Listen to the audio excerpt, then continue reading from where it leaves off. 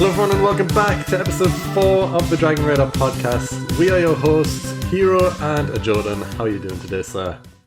I'm doing very well. I'm ready to have a discussion. Yourself? I'm also ready to have a discussion. And go. yeah, we'll jump straight in with segment number 1, Roshi's Rant. This is Roshi's Rant. And this is Roshi's Rant, the segment where we discuss a particular topic in depth. And this week, we have a big one. Well, I think it's a big one, at least anyway. We're talking about the Pride Troopers and the Ginyu Force. Did the Pride Troopers copy the Ginyu Force? And who's better? So, what do you think? First thoughts? Well, I know this is a big one for you because you're a big fan of the Ginyu Force. I am. I'm a huge fan of the Ginyu Force. I think anyone, it has to be, yeah, they are straight away. I mean, when I was looking it up, I mean, that's not to say that there's anything directly wrong with the Pride Troopers, because Ginyu Force is incredibly popular. But when I was actually looking this up, well, okay, they're not wrong just because they're arguably a copy. You may find them something wrong with them, but I don't think that's just the reason. But if you actually, I was looking it up, and when the Pride Troopers were introduced, one of the first things that was trending on Twitter was Ginyu Force. Yep. Yeah. Everyone was obviously saying it. I mean, it is true though. Like, I mean, for Ginyu Force to trend on Japanese Twitter the first time the Pride Troopers were introduced, it goes to show that kind of everyone had the same opinion of, like, is this just Ginyu Force 2.0? Which, in a way, I kind of would think they are. Mm-hmm. I mean, like I said, I was saying there that doesn't inherently make them bad, because, like I said, the part of the discussion is whether a copy is quite cut and dry. I would say yes. Where it gets down to the nitty gritty is, are they actually different? Yeah. So the concept's the same. I think we can all agree, but are they their own entity, or are they just a carbon copy? And I think there's definitely enough there for them to be their own thing. And there are a lot of things I do like about the Pride Troopers. Yeah. Not necessarily the Pride Troopers as a whole, but the characters within. I would actually say that there are some characters that are in the Pride Troopers that are considerably better than the Ginyu Force characters. Yeah, I would agree with that. There is some.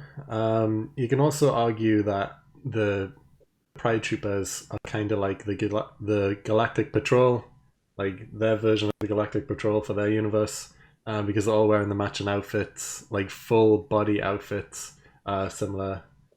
And yeah, I kind of agree where you're coming from with, you can argue that some are better, which they are. There's definitely some. But I've got a counter argument that at least, well, I know they made it hard with the I know I said the Galactic Patrol, with the Pride Troopers, because they had so many of them introduced all at once, with 10 new characters just coming in and participating in the Tournament of Power, and they didn't have enough time to flesh them all out as much as the Ginyu Force. But the ones that they did, you can argue that they do have some uniqueness to them, which are better than the members of the Ginyu Force. Well, I think 5 of the Pride Troopers or something are eliminated at the same time. Yeah. Or around the same time. If you think 18 eliminates one of them when they put themselves in a protective ball similar to 17's, she literally just picks up the ball and throws her out the ring. Yeah. So you can kind of tell that they knew that they would have to just get rid of some. Yeah. Whereas when it comes down to the Ginyu, there wasn't really that issue because there weren't as many. You weren't flooded as much with characters. However, obviously it was the Tournament of Power. You had to get rid of some people quickly. Yeah. Everybody had to have a lot of characters. So there was, and it seems like, to be honest, they just didn't want too much filler with them, which when it comes to Dragon Ball is very surprising because they love their filler.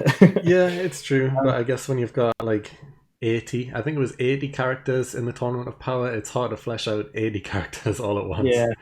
Even with so many episodes. Yeah, I think the Pride Troop's got a lot more focus, obviously, than a lot of other universes. Yeah. Which I think is a good thing, because even from the normal 3, there are still some that get a little bit of attention, such as Carousel, Casserole, I think it's called. Casserole, yeah. The android guy, yeah. Yeah, like, they don't get loads, but they still get a little something. And it's similar with the Ginyu Force. They don't all get a lot of exposition, but they all get their little moment in the sun. Yeah. But there are a couple of Ginyus that are not. They don't really mean anything to me. Like, all right, okay. Like, I'm not saying they're bad. They just, when I think of the Frieza saga and I think of the Ginyu Force, they don't all make, like, the Ginyu Force just doesn't. The Ginyu Force as a whole is something I like, not necessarily the individuals. Like Raccoon, I'm not a huge fan of Raccoon. He's just a big lughead, and his voice upsets me. Yeah. Well, let's before we go in depth on each individual one, I've got every character from the Ginyu Force and the Pride Troopers written down. So let's just have a quick rundown of all the characters and all the abilities before going into individual ones. So let's start with the Ginyu Force. So we've got Guldo, who has psychic abilities. He can freeze time. He can freeze people in midair, all that type of stuff. We have Raccoon, who's the powerhouse with the high endurance. We've got Berta, who is the fast one. We've got Jace, who's the Ki Blast specialist guy, who's just got good aim and can fire Ki Blasts forever and ever. And we've got the captain, Ginyu, who his main ability is just that he can body swap, which is overpowered, but I definitely want to talk about that later. For the Pride Troopers, we have Toppo, Jiren, and Dispo, who are the main 3.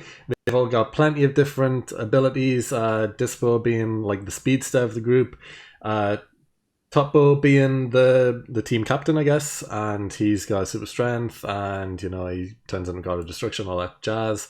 We've got Jiren, who everyone knows about Jiren. He is Brock Lesnar on steroids, even more so. It is true. We've got Casserole, who we kind of mentioned already, the cyborg guy, who's very good with Ki and part cyborg, so he's kind of similar to the androids in a way. We've got Cocotte, who is the girl who made the shield around them, who doesn't really do anything else. We've got V1, who is the dinosaur-looking guy who did nothing of note at all. We have Tupper, who is the blue strong guy, who he can control his weight, and that was his downfall. He got eliminated because of his weight. He cracked the arena floor and he fell through. We've got Zwar, who is the small, impish one, who did the Justice Spin, and that was pretty much it. He just span around a lot. Was pretty fast, I guess, but all he did was spin. We've got Kettle, who was the one who looks like a fish, who also did nothing of note at all. And we've got Kinshi, who was the blue frog-looking one, who he had the cool ability with the energy threads. When he saved Dispo, he threw them like energy threads down, which exploded. That was pretty cool. But them are all the members. So you started talking about Raccoon a bit. You said you found him annoying. Why? Because he's just a big lughead, isn't he? I mean, there's not a lot to him. I mean, these are the sort of characters where I find them more interesting in Team 4-Star than in the actual show. Like, they're the sort of ones that are built up more. They're kind of fleshed out more. Whereas I liked Berta and I like Captain Ginyu, and they just I like the speedster thing. It was a bit different, and I mean, but to be honest, when you think about it, Dispo is just Berta too. Yeah, they copy the abilities. They tend to do that. It's like when there's a fast one, it's like, oh, well, now I'm the fastest. Well, nope, there's a new villain now. I'm the fastest. If they just run out of ideas, it's like, well, give them speed. That's all I need. But there's no way you can't say that they're not a copy. I mean, they have the pose and everything. Yeah. They just have a more extreme version. They all do a pose, except the Pride Troopers have fireworks in the background. Yeah. So let's compare first introductions first, because there's a very, very big difference in their first on-screen appearances which I want to talk about. So let's start with the Ginyu Force. I know this as well. Yeah. The Ginyu Force, in my opinion, okay, right, I'm throwing it out there. The Ginyu Force have the absolute best introduction in all of Dragon Ball. Okay? The first time they appear on the show is the best appearance of any character in the entire show. There is no better introduction than these. Their theme music, Toku Sentai, slaps. It is way too good for this minor group who, I guess at the time, they were considered like the strongest people apart from Frieza. Like that's even mentioned that Frieza says they're the strongest people in his army apart from him. And they show up, they appear in formation, coming out of their space pods, and they do their incredible introduction with the poses, introducing each character, go through one by one, pose, and bam, and then it just cuts to Frieza, and he's just staring at them, and he's blushing, he's embarrassed by them. But it's incredible. They spend like a solid 2 minutes going through their entire introductions with incredible music in the background. So good. And then the Pride Troopers, they appear, they kind of do something similar. They don't have a big, huge introduction like that. They all just go bam into their poses, and then poof, fireworks appear behind them. And that's kind of it. I think the thing is though that they're not introduced that way if you think about it, because they do the big pause, the big bang. However, you meet some of them, you meet like 3 of them before that, so they kind of introduce them. They introduce a couple of the characters without introducing the Pride, so they kind of scatter it. I guess you meet what is it, Dispo, Topo, and Casserole. Yeah, they all introduce themselves the Ginyu way. They shout out who they are and all this specialness, and then they do it again later, and it's like, and then they do 5 of them do it again by themselves later. It's very scattered. Yeah. So the Ginyu have done that better, definitely. Whether or not it's the best intro in all of Dragon Ball, I've got some thoughts on that, but I think we'll stay on topic. But I mean, it is. I don't think so. Okay. I've got something straight in my head for that'll have to come up later. Right. But no, it is a very iconic turn up. But in terms of, I think the biggest difference is the Ginyu Force are just that. They're a Ginyu Force, whereas the Pride Troopers, whilst they are a troop, basically, they have their own characters who are focused enough to almost stand out where you could consider them their own outright character. Yeah. I think that's kind of mentioned as well, how like the Ginyu Force are a group, they're a team, and that's their whole point. They go around together, they do everything together, they're a complete unit. They mesh well together. Whereas when the Tournament of Power first starts, I can't remember who exactly says it, but all of these people within the Pride Troopers were like these solo guys, and they don't work together. It's just when there's something that needs done, whoever's available goes out and deals with it, you know? Sometimes they'll go in groups if it's a bigger threat, but apart from that, they're kind of still solo. They're like an army, kind of, you know? Yeah. Did you say it was Kinsey that was doing the traps? Yeah. I think it was. Yeah. I mean, I did like when Kinsey and Dispo worked together against when they're fighting Hit and Goku. Yeah. I found that very interesting because they basically work together to try and protect each other.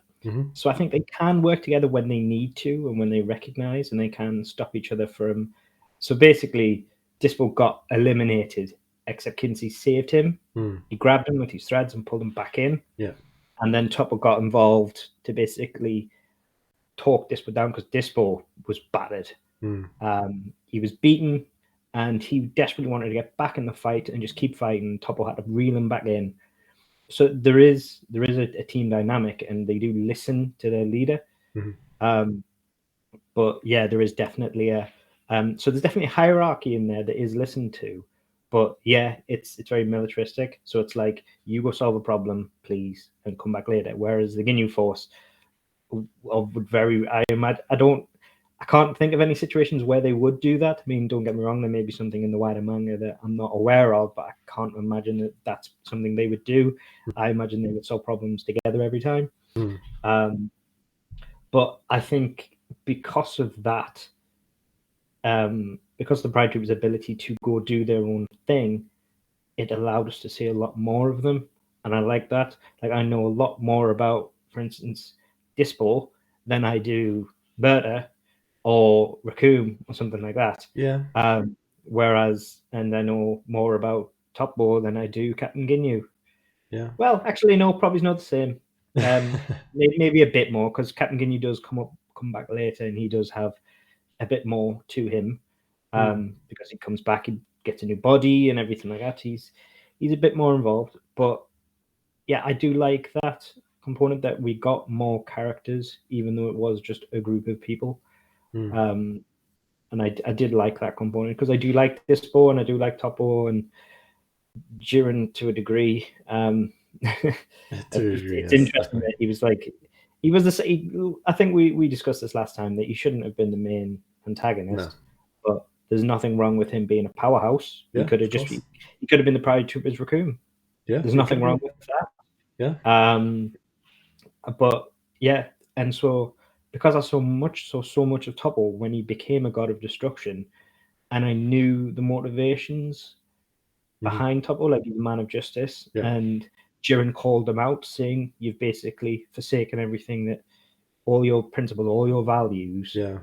So I actually recognized that, actually he has. And like, that's away. not the sort of attachment that I got with the Ginyus. So I like that we saw more of the Pride Troopers to give us that. I mean, in the Ginyu's defense, we didn't have them as long. Definitely not. Yeah. Yeah. And I think that's quite important. So I think whilst, yes, they're a copy, they still have their own place. Yeah. Definitely. I do agree with that. And some extra backstory on the Ginyu Force, I guess, that you might not have known. Like, for example, Rekum was a dancer, and that's where the whole extravagant side of the Ginyu Force comes in, with all the poses and stuff. That was because of Rekum. When he was younger, he was a dancer, and he kind of brought that to the group. Berta became fastest in the universe at the time, I guess, because when he was younger, his mom used to beat him up when he was late for meals. So he used to run. Yeah. He used to run and get there as fast as possible, so then he didn't get beaten up, and that was the reason he became so fast. And for Jice, his whole thing was that he was a baseball pitcher, and he was used to throwing out the baseball all the time, and that's how he got good at ki blasts, just from that. So he's basically the Yamcha of the Ginyu Force. I guess in a way, yes. That would be interesting, Yamcha is he is the batsman, Jice is the pitcher. Let's see who... if they can work together on a baseball team, unstoppable. But there's a lot of uniqueness about the Ginyu Force, which I like. Like, I'm always, because like you said at the start, I am a huge fan of the Ginyu Force. I think they're incredible. They're one of the most memorable groups of Dragon Ball, without them even being a main bad guy. Like, they're definitely higher up than, let's say, Dabura or Babidi in the villain stature. We remember them, but do we care? Is kind of the thing. Yes, is the answer. Yes, we do care. Yeah. I care. I mean, do we care about Dabura or Babidi? That's true. Like, the Ginyu are like, they're popular. It's like we remember them all, but we don't care to remember the others, where the Ginyu have a place. Yeah. I mean, let's think of it this way. Like, if you compared power levels, for example, yes, of course, the Pride Troopers completely would destroy them, no effort at all. Because Vegeta single-handedly kills every member of the Ginyu Force. And then when the Ginyu Force are in heaven and they go to King Kai's planet, Yamcha beats Rekum on his own.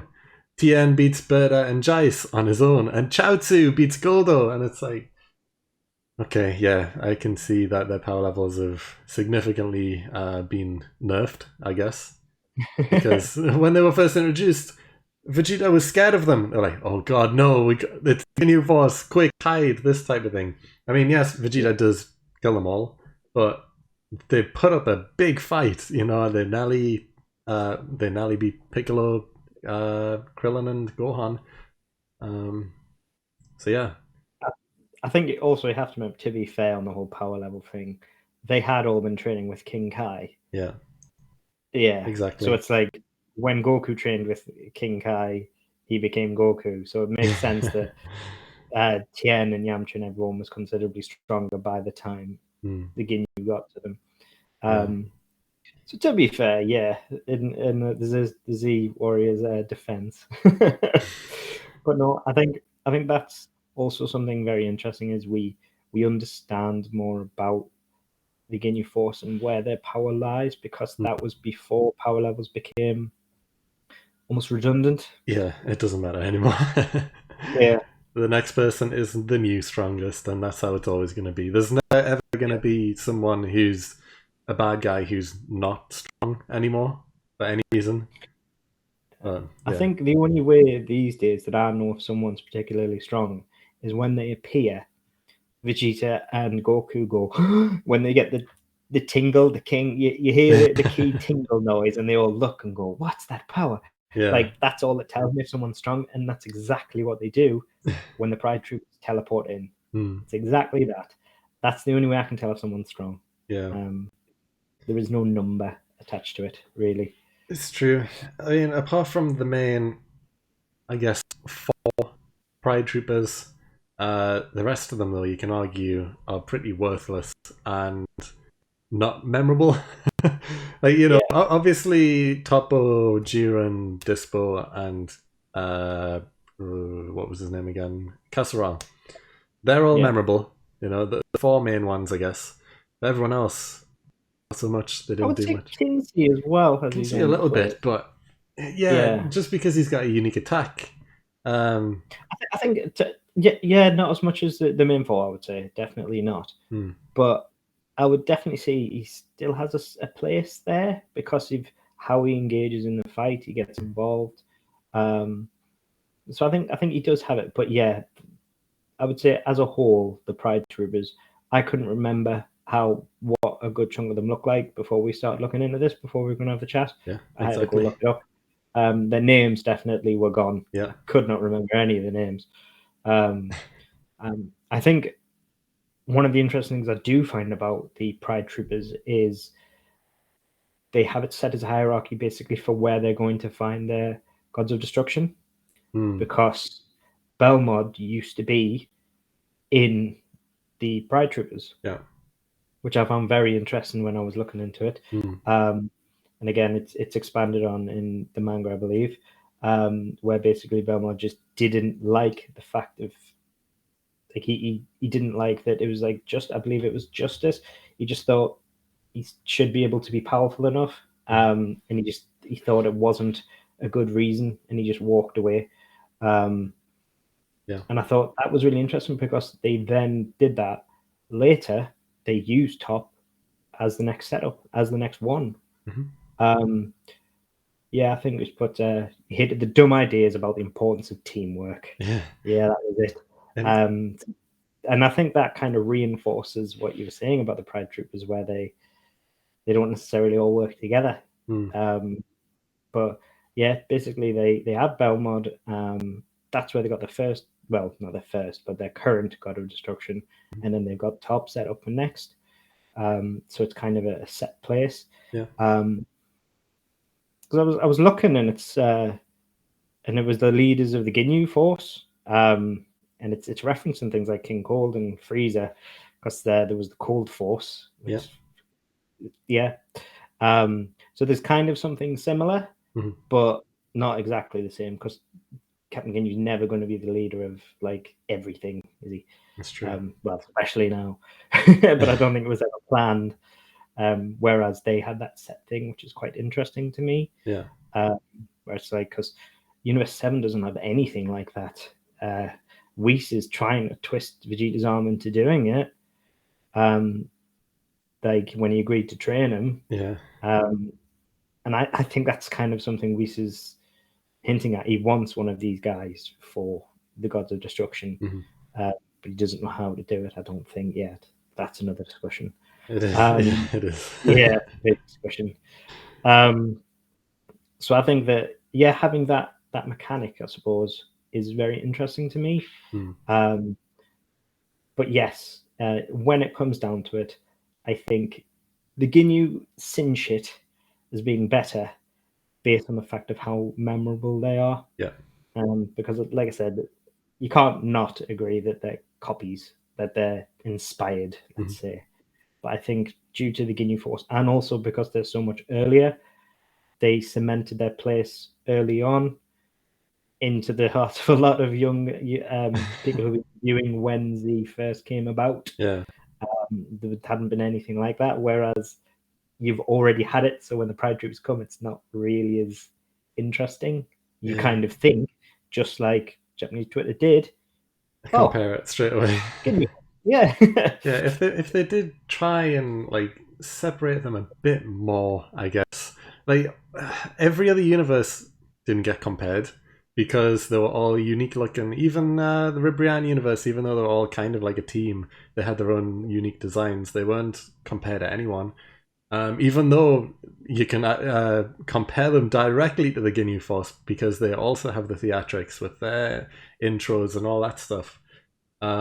Respect the pause. Yeah, maybe the outfits did just go too far because obviously the Ginyu Force all wear the armor, the Frieza armor, but you know the Pride Troopers all have the same red and black like bodysuits. Is it enough of a comparison? Well, obviously it was because everyone seemed to think so. Yeah, but I guess if you look at characters individually, you know, obviously not everyone on the Pride Troopers is memorable, like you've said, and not many of them have that many memorable moments. Even their uniqueness, like based on their powers and the things they can do, their attacks, there's nothing too special about a lot of them. Even Casserole, he is just a cyborg guy who's good with ki. Like his abilities wise, he's not very unique. He looks cool, I guess, but unique wise, not so much. Dispo, even, he's just fast again, not too unique with his powers. You can only really argue that Toppo and Jiren were unique with their powers. Whereas the Ginyu Force at the time, you know, Guldo with his telekinesis, psychic abilities, that was unique. And you haven't really seen anyone on the same level, apart from maybe Hit to an even bigger degree with the time skip and all that stuff. But Guldo was kind of like the original. You know, he was good at it as well for a little while. And the one who stands out the most to me, who is arguably maybe the strongest person out of everyone, is Captain Ginyu. And the reason why is for his simple ability of the body swap.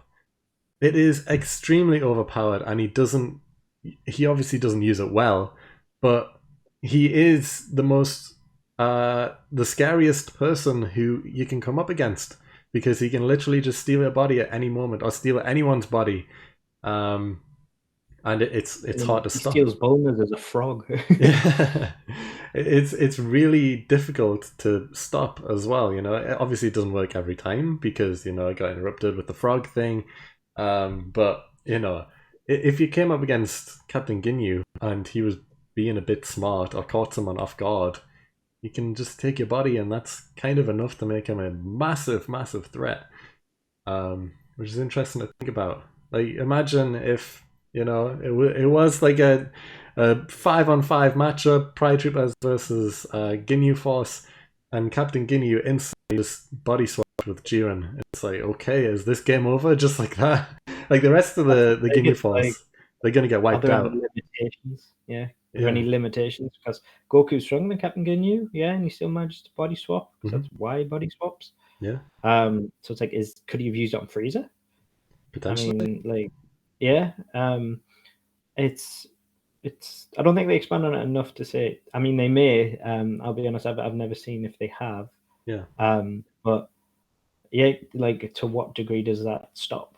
But I do think it's interesting where You get a lot from Toppo because obviously he goes down the God of Destruction route and you learn a lot about him, and I think that makes him a very interesting character. Mm-hmm. You get a lot from that. However, with Captain Ginyu, you get his arc of where he's taking over Goku and all that, but that's to the point where he actually manages to come back in a different series. Never mind, like he's in Super. So the Z's ended, and it's Super. That's how far he comes.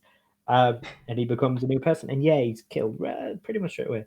But it's the fact that he's always there, and you always see the frog. He's always bouncing about at some point. And he does have that one line with Frieza where once he transforms, he turns to Frieza and says, "I'll take them out for disrespecting the mighty Ginyu Force." And you're like, "Oh, okay." And then he dies. But, he's back, and it's like, "Oh, it's Captain Ginyu, he's back." But yeah, obviously, like you said, and then he gets straight up murdered. Yeah, by Vegeta. So he does kill all of them. But yeah, I would agree that the Ginyu cinch it, but I would say it would be unfair to say that it's just a cut out carbon copy. I think there's enough for them to stand on their own. Definitely. And I will protect the Ginyu Force till the end of time. They are great. They are worthy. They're an incredible group, and the Pride Troopers are just rip-ups. But anyway, we have spoken about this topic for long enough, so let's move on to the Hall of Fame. And now it is time for the Hall of Fame. And now it is time for the Hall of Fame, where once again myself and Heeroh battle it out to see who can get ourselves cemented in the legendary Dragon Ball Hall of Fame. Yeah. So we need to see the winner of last week, which was who is the worst villain from Dragon Ball. From the movies, and and you have the outcome. As a reminder, I chose Android 15 and yourself chose Lord Slug. And we have the results. Yes, we have the results, and it's a bit surprising because we were both in agreement that Android 15 is the worst villain. But the winner with 74% of the vote is Lord Slug. So congratulations to him. He enters the Hall of Fame as the worst movie villain, which we both disagree with. And I think one of the things we discussed is that it's because he's more memorable, basically. Yeah. If you can't remember the villain as well, then you're not really going to vote for them. Yeah, exactly.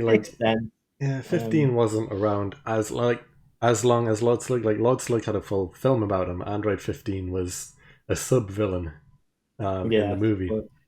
I think 13 is the one that he stands out, him in his trucker hat. Yeah, exactly. Plus, Lord Slug is probably a more well-known Dragon Ball movie as well. So, yeah. I can understand why people voted for Lord Slug, but they're wrong. Even though it was my choice, it was my pick, it was my choice, and I did win with it, but I disagree. But okay. Anyway. But this week, we have gone with the best minions in Dragon Ball. And who, as the winner, who have you chosen this week? Yeah, so I might be cheating a little bit, but I went minion / goon because he isn't the main bad guy. He was a sidekick. He is a minion of Vegeta, and that is Nappa. So Nappa is my pick to be the best minion in Dragon Ball. So, reasons why. Of course, he is the first big brute of Dragon Ball Z. He's the first one introduced.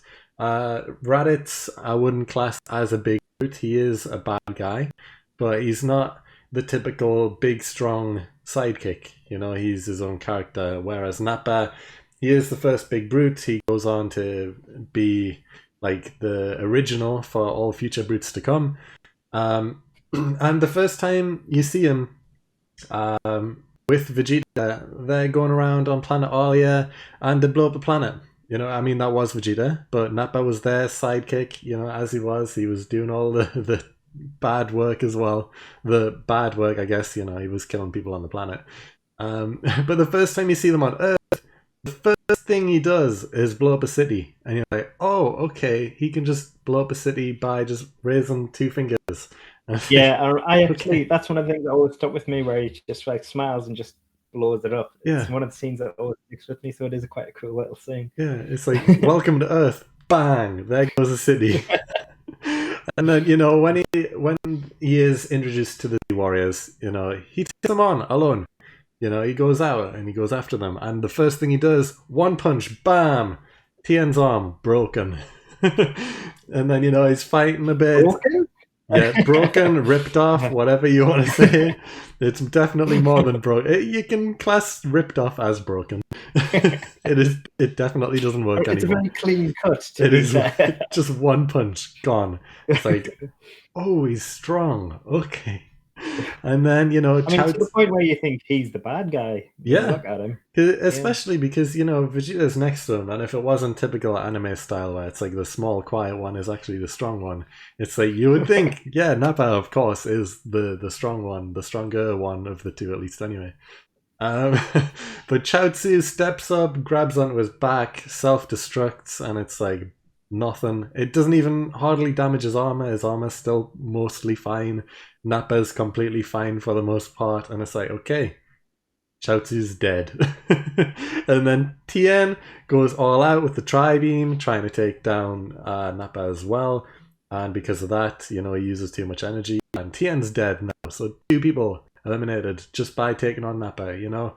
I mean, Nappa he isn't the one who hits the final blow, but it's because of him that they both die. So it's like, oh, okay, he's taken out 2 of the Z fighters just like that. You know, and then, you know, Vegeta's like, well, Goku's not here yet, let's just wait a little while. And then Nappa decides, okay, well, I'm gonna have some fun. And he destroys the news crews that were hovering around in the helicopters, and then he takes out the military as well, just by himself, just for a bit of fun. And he's completely fine. He's a bit tired by the time he gets back because he's been flying around, but apart from that, he's taken out the military and the news crews just because, you know, he's pure evil. And that was his character. He was pure evil. You know, and then he does get back. He almost kills Piccolo, and then, you know, he bullies Gohan for a bit. There's that infamous kick to the side of the head, which launches him into a pile of rocks.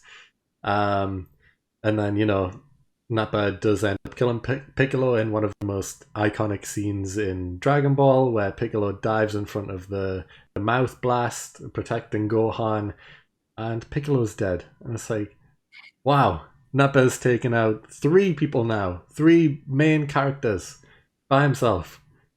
And then, yes, Goku does arrive, and he gets completely overpowered with ease. You know, he breaks his back with the Kaioken ability, and he throws him onto the floor next to Vegeta. And then he's asking Vegeta for help, and Vegeta's just like, nah, bam, dead. One blast kills him, and it's like, oh, okay, Nappa's dead by one blast from this little puny guy. Vegeta's the main bad guy, and that's kind of how Vegeta's introduced properly, I guess, the first time you see him attack. And it's like, wow. But yeah, Nappa, as a sidekick, he is the best. No one else does as much damage as him as far as sidekick / minion. He destroys 3 main characters. So I think that's going to be a tough one. Even though I might be cheating by picking Nappa, you can argue that he's his own character. But yeah, go ahead. Who's your pick? Well, I should point out at the start that we did agree for this that we couldn't pick teams such as the Ginyu Force or the Pride Troopers, because they're enough villains in themselves. Mm-hmm. So we're going with more traditional choices. I think I will struggle to beat Nappa, I'll be honest, but I went more traditional. Mm-hmm. I have stuck with the Saiyan Saga, and I've gone with the Little Greens, which is the Cybermen. Oh. Now, you would think they're a bit basic, but if you think about it, they've arguably done the most memorable scene in all of Dragon Ball with poor little Yamcha. Yeah, poor Yamcha. But I think it's really interesting for me because Z is where I started, and it'll be where a lot of people started. Mm-hmm. And because I would say as popular as original Dragon Ball was, Z is where it came more to the West. Yeah. And they were and you saw Raditz, and it was like, okay, so they've took down their first bad guy, fair enough. And then Vegeta introduces the Cybermen because we're bored. Yeah. And these little guys come out, and you think, oh, they're just minions. And then Vegeta turns around and drops, they're all about as strong as Raditz. And it's just like, whoa, okay, things just got interesting. And it's just seeing those little guys and knowing that they've just had to defeat this big bad, and it took Goku's life as well as Piccolo to do it. And now it just shows that they're nothing, that Raditz was nothing. And you've got these, it was at a time where power levels meant something. And so knowing that they were that strong, actually thought, oh, okay, this could be a problem for the fighters. Now, obviously, they've had the time to get ready, to prepare. So they did hold their own, and they did fight. And Yamcha did, he did beat his opponent. However, of course, he got blew up. He got cocky. Yeah, basically. And Krillin took out 3 of them, and Piccolo took out his. I believe Tien took out 1 as well. Yeah, because Vegeta blows him up. Yeah. But to me, they hold a special place because, like I said, this is when you saw more, like Dragon Ball really entered the fray a lot more. They're very memorable to me as one of the first set of minions, where you've got like Frieza's minions later on. Yeah, they're minions, and you've got Apple and Raspberry and everyone like that, and they don't hold the same weight as me. Yeah. To me, this Cybermen will always be those first minions where it was like, oh, okay. And also what they had behind them is that they basically negated the original big bad by basically saying that he was nothing to us. You struggled that much with him, and he's nothing. And he kind of reinforces how powerful Nappa and Vegeta are because of how nothing Raditz is to them. And I like that it also involved the Z Warriors. It made them useful because for the rest of the show, all that it is people that are winning are Gohan, Goku, typically Goku. They're the ones that win all the time. The Z Warriors are redundant for 95% of Z, to be quite frank. I think we can all agree that they have their small moments like Tien holding off Semi-Perfect Cell, but for the most part, they don't really do anything other than get in the way and get killed, just like when they got killed against Nappa. When you think about it, Chaozu blows himself up. It literally does nothing. Tien nearly damages his Nappa. He nearly actually gets him, but Nappa responds just in the last second. But you see that this like Nappa looks scared just before he blocks it, and that's pretty much the closest thing. So if he took out Nappa, that would have been very, very interesting. Would have changed things quite a lot. But yeah, it shows that was the time when the Z Warriors meant something. And I think the next time they do something is when they fight the Ginyus, really. And then after that, there's nothing. Like Yamcha comes back and immediately gets a hole in his chest from Dr. Gero. So he's like, which I will never understand how he survived that, by the way. So I think that's very important as well, that it was a test for the Z Warriors as well. Before things just took off and power levels became redundant, they kind of have a special little place. You made me think of something there, because obviously, like you said, Goku and Piccolo struggled against Raditz, and obviously Goku died. Because they find out then, as soon as that fight finishes, that Vegeta and Nappa are on their way to Earth, and it'll take them 1 year to get there. And it makes me think, the Z Warriors did defeat the Cyberman. Obviously Yamcha died, but that was just because he got cocky, not because Cyberman was more powerful than him or anything. He just self-destructed. It makes me think, he got caught off guard. 1 year of training makes Yamcha, Tien, Krillin more powerful than what Goku and Piccolo were against Raditz. Because they had a much easier time against the Cybermen than Goku and Piccolo did against just Raditz. So how did that happen? Just 1 year of training with Goku not being around, and all of a sudden they're basically stronger than he was. It's like, hold on. Is Goku just holding everyone back. When he's around, people can't get stronger, but when he's dead, They it's get like, lazy. yeah. When he's Goku gone, it's like, fix right, where's it. the steroids? Let's go Just let wild. Goku fix it, it'll be fine. He usually does. I think it's also one of the reasons that they did the Z Warriors dirty. It's they clearly scaled. They managed to keep up. When they train, they're powerful, and in the Android saga, they don't do anything. That's when they become like in the Cell saga. They Android Cell, obviously they're not in the freezer, but you don't see them do anything. I mean, really, you could have seen Krillin doing a lot more, I would say, in the Freezer saga. They should have utilized him more, but all he really does is run about with Gohan hiding for the most part of it. I would have liked to see him do... He obviously does some things, but I would have liked to see him do more, Yeah. I think. Yeah, because they start falling off after that, really. Yeah, especially since Krillin's the only one that kind of does stuff. Yeah, Krillin is the strongest human, and it's like he still doesn't do much. Yeah. So I think that's why, because back then it allowed the Z Warriors to flex. Basically, it made them matter. And I guess the Cybermen were the originals for what the Cell Juniors turned out to be, because it was just Cybermen 2.0. And again, you can argue the Z Warriors were fighting them as well, and they put up a fight, but it was mainly Gohan who killed them anyway. Like the Z Warriors alone were holding their own, but they couldn't finish the job. No, they would have buckled at the end. Yeah, like the Cell Juniors were just stronger Cybermen. So they were complete rip-offs. They were just in Cell's image. They all looked exactly the same. They were all colored exactly the same way. They were all the same size as Cybermen. They were complete copies, and it's hard to deny that. But yeah, the only difference was that they kind of, they had a purpose, as they were like Cell's children, I guess. Whereas Cybermen, you can literally just plant them, and I guess you could literally have an army of Cybermen. Like if Vegeta and Nappa brought more Cybermen with them, you can argue that the Z Warriors would have had a harder time, but Nappa and Vegeta brought just too many.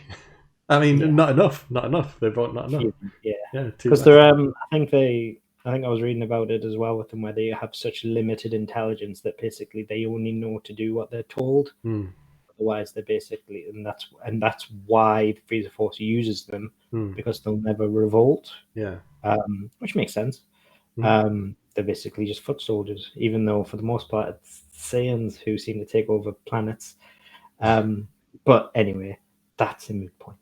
But yeah, I think that's why it's important to me, because it was the impact they had. They allowed the Z Warriors to have their moment. The fact that they managed to negate to show that Raditz was actually, as much as you struggled with him, he's nothing compared to Vegeta or Nappa, because these guys are the same thing.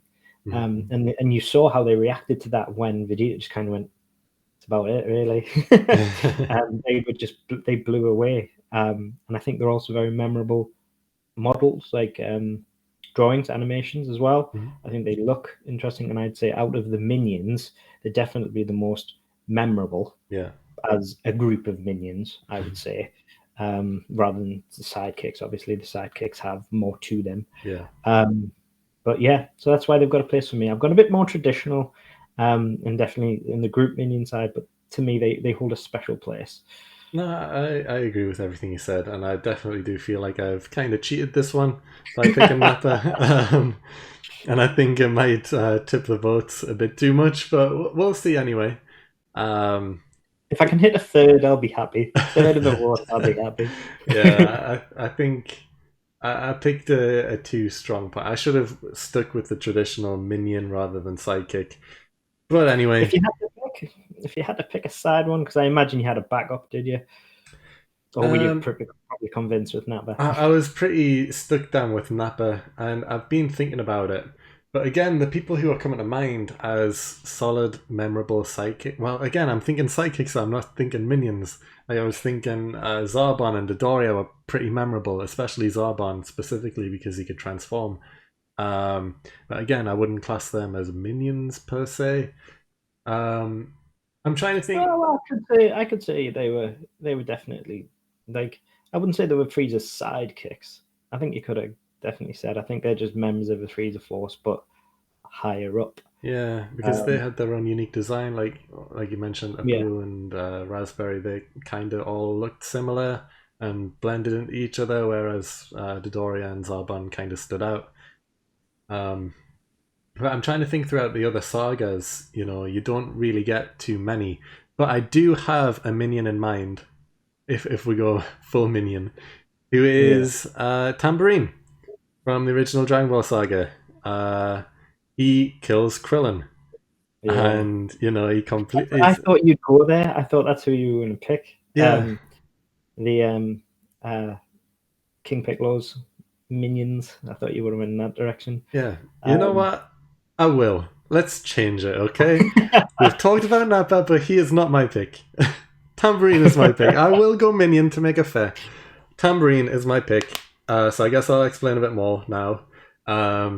He kills Krillin, like is mentioned. Krillin is the first major death in all of Dragon Ball. He is the very first one. He's the first one because the Dragon Balls haven't brought anyone back to life at this point. You think death is permanent. It's a major moment. You think a main character is gone from the show forever. And obviously that doesn't turn out to be the case. But at the time, it was huge. And this is by a minion, Tambourine. And the first time Goku and Tambourine fight, Tambourine destroys him. Goku was, of course, worn out from the World Tournament that he was just in, and he rushes off in rage because he's just found Krillin's dead body. So he is tired, but he does jump in unprepared, and he pays for it with Tambourine literally leaving him for dead. He thinks Goku's dead. Goku does nothing to Tambourine at all the first time they meet. And Goku is lying down face first in the dirt. Tambourine thinks he's dead, and he just flies away with a smile on his face. And it's like, okay, is this the main bad guy? And obviously, no, Demon King Piccolo is the main bad guy. Tambourine is literally no one in the grand scheme of things. But he single-handedly kills Krillin. He destroys Goku. And then when Goku is a bit more prepared and comes back a second time, he does die. But overall, Tambourine was huge. Incredible minion. And strong for the time as well, I guess, by defeating a main character. Arguably, the Cybermen did put up a fight against the Z Warriors, but they didn't battle a main character, like they didn't battle a Goku. The protagonist. Yeah, the protagonist. Whereas Tambourine does defeat Goku, and he does take out the second biggest character on the show, Krillin. He kills him. So it's like, okay, and this is a minion. Alright. So yeah, my backup pick is now my new number one pick. We will go with Tambourine. Here's my pick for best minion. But of course, you would have had a backup as well. So who was your backup? I would. I definitely don't think it's as strong, but it's Babidi's minions within the ship. So not Majin Vegeta or not Majin Buu. It's the ones prior to the Majin Buu being released. Right. So Spopovich, people like that. Yeah. The ones in the tournament, yeah. Yeah, and then the is it Pui Pui, I believe, who they fight within the ship on the different levels. Yeah. And Dabura as well, because, and I think you think Dabura is not massively interesting, but it's the fact that they have these different fighting kits which you haven't seen before. Dabura's spit, which turns people to stone, and basically before it's even begun, you've got Krillin and Piccolo who are taken out just like that before the saga's even truly begun. I mean, nothing's really happened, and you've lost two very important characters, just like snap of a finger. And it sets up the Vegeta arc as well, because Vegeta, and it leads to that very interesting dialogue between Vegeta and Gohan, which is not something you see very often. Vegeta basically talking to Gohan saying, your pacifism every time gets people killed, and it's ridiculous. Yeah. Like, you've let yourself get weak and because your hesitancy, because your way of not wanting to fight has got 2 people killed again. And it was very interesting, and I thought that's quite that for it's what I tend to find with minions. What interests me is what it leads to, how they involve with the characters, not just do they look cool or something like that, and whether or not they have interesting fighting styles, which they do. And I did like that about Dabura. I don't like him particularly as a character, but the fact that you have that, and then you even got a mini backstory with Spopovich, 2 brothers. They're very weak. When they first entered the tournament previously, and then they come back and they're totally roided up. And it leads to obviously Videl getting beaten and almost killed. Yeah, like that is one of the most gruesome fights in Dragon Ball. Seeing Videl get completely destroyed by Spopovich is insane. It's quite uncomfortable. To get like it's a bit whoa.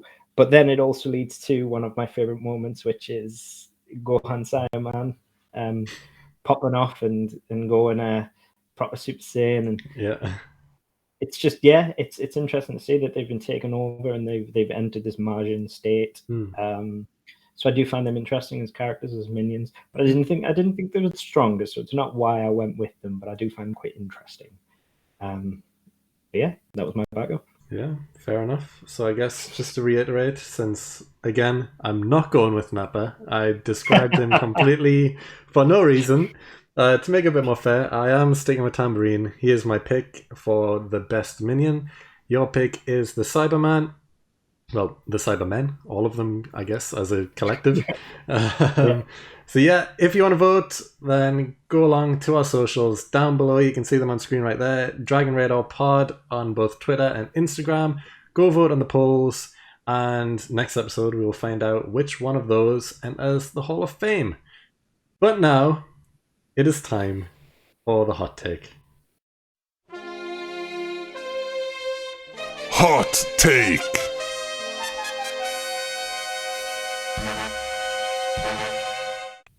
So this is Hot Take, the segment where I scour the internet to find a controversial opinion about Dragon Ball. We discuss it, we say whether it's a good take, a bad take, whether it's trash, whether it's great, whether they should do something with it, whether they should ignore it. And this week's a bit different because I didn't scour the internet, you did. And Ajoten, you have the topic this week, so I guess go for it. What is the topic this week?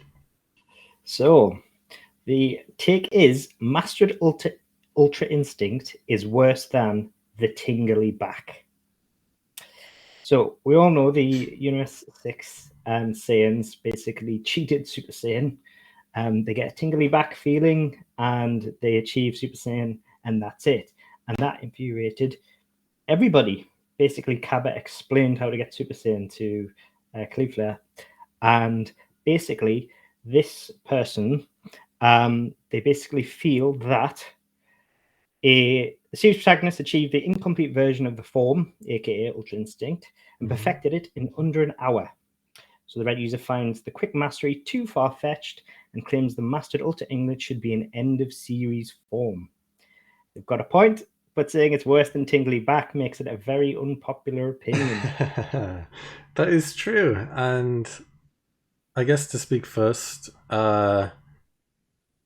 I disagree, but also agree. Like, I don't think it's definitely not worse than the Tingly Back transformation. Definitely not.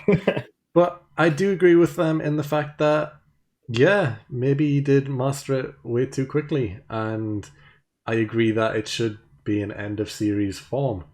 Like they build up to Ultra Instinct, and he finally achieves it. And yes, it's not perfect the first time. And that could have been it. That could have been it for Super, you know? He didn't need to master it then. I guess they were doing it just because they didn't know if Dragon Ball would continue, which, fair enough. But also, yeah, why have an unmastered form and a mastered form? Either just do one or the other, you know? They could have dove into it a bit more with maybe Goku... become an Ultra Instinct a few more times at least, practicing it before just doing it once, and then the second time it's like, right, I get it now, and yep, I can do it. I'm Ultra Instinct. Look at me. You're not gonna hit me, and that's kind of it. But yeah, I think this guy's got a point. I think it should have been an end of series form, which it kind of was in a way, but they should have definitely held off a bit. It was too rushed. Definitely, I completely agree with that. It was definitely way too rushed. But is it worse than Tingly Back? No, not at all. Tingly Back is the worst Super Saiyan transformation ever. Even Goten, even though he achieves it off screen, and then it's just like, yeah, I've been training, I can do it, I'm the young Super Saiyan. But it's like, okay, fine, we didn't see it, but there you go. But Tingly Back to become Super Saiyan, it's like, no, that's not how it works. That's not how it should work. It looks stupid as well. Like the whole thing where it should, like, I get that they need a way to show the Tingly Back, and they did it with like the purple and green blobs. But it looks stupid. Like it's completely stupid. They could have done something else instead. They definitely could have found a better way to describe it instead of just focus all the anger into your back, or feel them tingles, and you can transform. Because canonically it's not true. Yeah. That didn't happen to Goku, that didn't happen to Vegeta, that didn't happen to Gohan. It's like they all fought for it. They didn't just feel the tingles in the back. That's not what happened. So it doesn't make sense. So no, I don't agree that Ultra Instinct is worse. But I do agree that it should have been a better form. They should have thought about Ultra Instinct more. Anyway, what do you think? I think I will definitely agree that there is, arguably, it's one of the worst decisions they've made within Dragon Ball. I will never forgive them for it. I remember it basically got a similar response to when in Star Wars, when they started seeing midichlorians for the Force. And people just thought, scientific. I know you're not a huge Star Wars fan. Don't know Star Wars. Like, you just basically took the Force and you made it scientific. It's like people don't want that. But yeah, I mean, I really liked Ultra Instinct because they built it up back from Battle of the Gods. The first time Beerus finds Goku and Goku goes to attack, he stops. And a lot of people seem to think that's the first time he ever got that instinctual feeling that something wasn't quite right and I should trust my instincts, Ultra Instinct, rather than just looking to fight. Because Beerus even congratulates him by basically saying, I would have ruined your day. And you can see him slowly building up to it, and it is very interesting.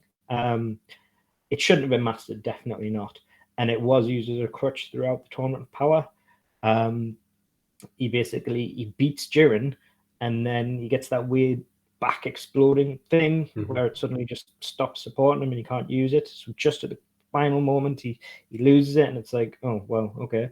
He's getting whooped by Kefla, and then he just goes, oh, actually, I can do it. Hold on, there we go, and he whoops her again.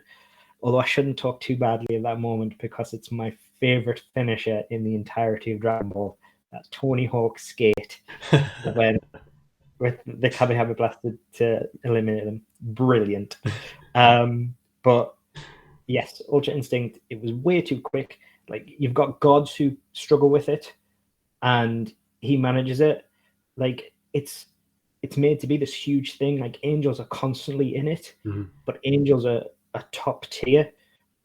And you've got gods of destruction who struggle with it and everything like that. And now you've basically said that if he's mastered it, then he's better than a lot of the gods. And it's like, really? Yeah, maybe. I'm very, very glad that in the Broly movie they didn't use it. Yeah, maybe they should have had Goku make a mistake the first time he used it, because I guess he wasn't in the form for too long the first time, and he didn't master it, but he didn't really make any mistakes. He was still dodging attacks. He was still basically just standing still, dodging attacks and fighting and being pretty fine with it. It would have been good to see some progression, because the Mastered Ultra Instinct was just the same thing again. Like, there was no difference. He didn't improve. It's just, okay, I've mastered it now. I can hold the form longer. And that was kind of it. They should have shown some mistakes. More times having the form, definitely. I think as well, they should maybe have built up to it more in a series. Much like me mentioning when they met up with Beerus, maybe seeing a bit more of it. I mean, he's focused loads on getting Super Saiyan Blue and everything like that, and fair enough, we saw a build up. Yeah, it was pretty easy by the time they get it, but at least you saw some form of training. In terms of the tingly back, we saw Cabba get it for legitimate reasons. Vegeta trained, like showed him, like Vegeta knows where you get that from, and he knew what to do to make him achieve that as a Saiyan. He understood it, and they developed a cool relationship. I like their relationship. I found it very interesting. But every time we've seen someone do the transformation, it's been powerful. So obviously you've got Goku, you've got Trunks. Trunks in his future arc is brilliant. I mean, you know, I'm not a huge fan of Trunks, but when he finds Gohan lying down, face down in the rain, like, and he transforms, very powerful scene. Very much like that scene. Everybody has their true moment of how they've achieved it, and it means something. And even Cabba, he deserved that, I think. Yeah, he did do it quite quickly, but he's very protective of his home world. He had someone who was going to destroy it. He needed to stop that. So, yeah, I would say it's a bit easy, but it made sense. And then he went and explained it to the other Saiyans. Yeah. He literally just went and explained it. You can't explain Super Saiyan to somebody. That's it's insane. True. It doesn't make because it's like it's just saying that anyone can do it, which the whole thing, if you go back to the Saiyan saga, well, the Frieza saga, I guess, is that it's the legendary Super Saiyan, you know. There's not many of them, if any at all. Before that point, you know, there was none really. It was rumored, it was like a legend, you know. Is it true, is it not true? You know, and Goku and Vegeta worked for it hard, but now it's just like you just, you know, just tense your back a little bit, and that's how you get it. And I mean, Frieza was actually scared of the Saiyans because of the Super Saiyan. Yeah. I mean, it was something Frieza, and back then Frieza was evil space Napoleon that was the most powerful, all powerful back then, and still is. Yeah. Well, yeah, definitely. Actually, yeah, true. And for him to fear them shows that it's something meaningful. And if you're telling me that Saiyan's never tensed their back in the however many 100 years since arguably Bardock did it, obviously that's not canon, but but you know what I mean. Like, since all the time since, I can't remember the guy's name who did it originally. No, but like there was generations of Saiyans, and Saiyans were known as like the warrior race. They went around conquering planets. That's what their job was. And you're telling me that, you know, because they go out in groups to conquer these planets, you're telling me that none of them lost a close friend and transformed through agony and despair on a random planet? Like, of course, other Saiyans, the same thing that happened with Krillin and Goku would have happened to different Saiyans, and none of them transformed. It's not easy.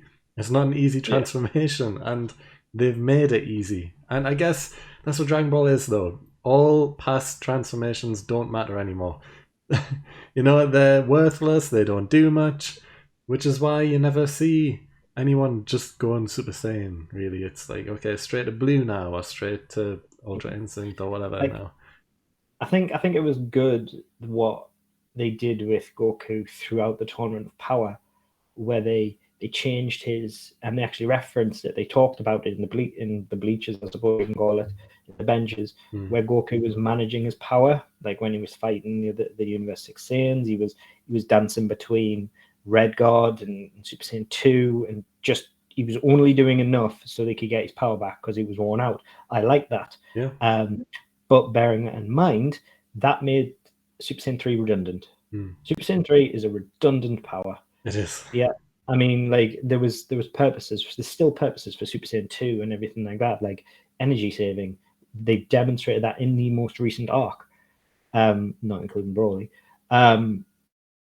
So it still means something. Whereas 3 is just pointless. Yeah. It's like the bulk up version of that you can do of Super Saiyan. It's like Trunks did that against Super Saiyan God Vegeta, and he only did it to get headbutt him, I think it was, when they were training in the Goku Black. Little arc. Like he baited him. Like that's literally the only time you've seen it since the Cell saga. It's a waste of time. Pointless little transformations that don't mean anything. And I think the tingly back is a slap in the face to every Super Saiyan transformation prior. It's not earned, and I think Cabba was the last one to earn it. By some capacity. It's still not the best, but at least you got something out of it in the long term, which is the relationship between Vegeta and Cabba, which can still develop. And I would like to see more of that. I would actually like to see Vegeta go to the universe, the Cabba's universe. Check out all them Saiyans. To actually meet that the king. That was actually a promise that was made. That he has to, Cabba's gonna have to introduce him sometime.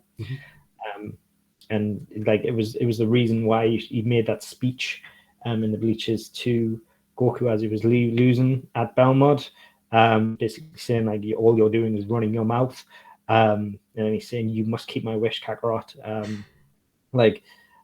you must fulfill my promise, everything like that. Like he made a promise to Cabba and it means something, and I like that, and all that's off the back of Cabba's transformation. But yeah, I don't agree with this take. I think I agree with half of it. I think Ultra Instinct is unearned, much like the tingling back, but it's definitely not worse. Yeah, and I agree with that as well. I think Ultra Instinct, they should have done more with it, or show him struggle with it more, instead of just doing it once and then be like, okay, I can master it now. But is it worse than Tingly Back? Definitely not. And we're in agreement there. But anyway, this has been a long podcast, the longest one so far.